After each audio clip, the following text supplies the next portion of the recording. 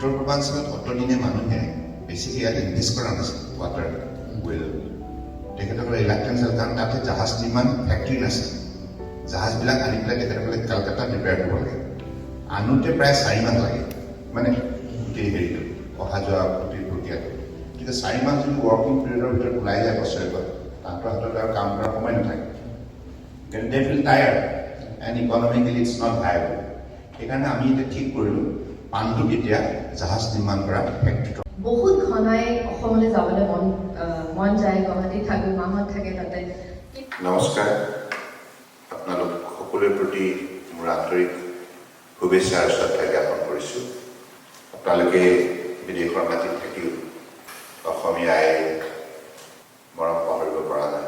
সেইবাবে আজি জাতীয় সংগীতেৰে এই অনুষ্ঠানটো আপোনালোকে আৰম্ভ কৰিছে তাৰ কাৰণে মই আপোনালোকৰ ওচৰত কৃতজ্ঞ বিদেশৰ মাটিত থাকিও নিজৰ মাতৃভূমিৰ প্ৰতি যিখিনি আমাৰ জাতীয় দায়িত্ব সেইখিনি সকলোৱে প্ৰতিগৰাকী সন্তানে পালন কৰিবই লাগিব আৰু ভাৰতবৰ্ষৰ মানচিত্ৰখন বিশ্বৰ বুকুত জিলিকাই তুলিবৰ বাবে আপোনালোকেও বিদেশৰ মাটিত থাকিও ইয়াত নিষ্ঠাৰে মানৱ সেৱা কৰি আপোনালোকৰ মানৱীয় দায়িত্ব পালন কৰাৰ লগতে দেশবাসীৰ যোগ্যতা দক্ষতা দীৰ্ঘতা মানৱীয় চিন্তা আপোনালোকে ইয়াত প্ৰতিফলন ঘটাইছে মই ইয়ালৈ আহিলোঁ আপোনালোকক লগ পাই কিছু কথা আপোনালোকৰ পৰা জনাৰ উদ্দেশ্যে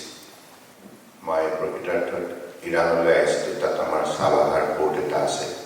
যিটো পৰ্ট ইৰাণ আৰু ভাৰত চৰকাৰ দুয়োখন চৰকাৰে মিলিত প্ৰচেষ্টাৰে ইয়াত উন্নয়ন কৰাৰ বাবে আত্মনিয়োগ কৰিছোঁ ভাৰত মহাসাগৰৰ সমীপত ইয়াত অৱস্থিত এই পৰ্টটো আগন্তুক দিনত বিশ্বৰ বুকুত অধিক শক্তিশালী ৰূপত গঢ় দিয়াৰ বাবে দুয়োখন চৰকাৰে দায়বদ্ধতাৰে কাম কৰাৰ সংকল্প লৈছে উত্তৰ পূৰ্বাঞ্চল সাধাৰণ অঞ্চল এই দেশৰ অস্থলস্ব এই শব্দটো এগৰাকী প্ৰধানমন্ত্ৰীয়ে কাৰণ ভাৰতবৰ্ষৰ ৩৫খন ৰাজ্য আছে 9খন কেন্দ্ৰীয় শাসিত অঞ্চল আছে নহয় তাৰ মাজত উত্তৰ পূৰ্বাঞ্চলত অষ্টলক্ষ্মী বুলি সম্বোধন কৰা আৰু অষ্টলক্ষ্মী এইকাৰণেই ক'লে তেখেতে এইটো এনেই কৈ দিয়া নাই ভাল লগাবৰ কাৰণে কোনো পলিটিকেল শ্লোগান নহয় তেখেতে অধ্যয়ন কৰি পেলাই কৈছে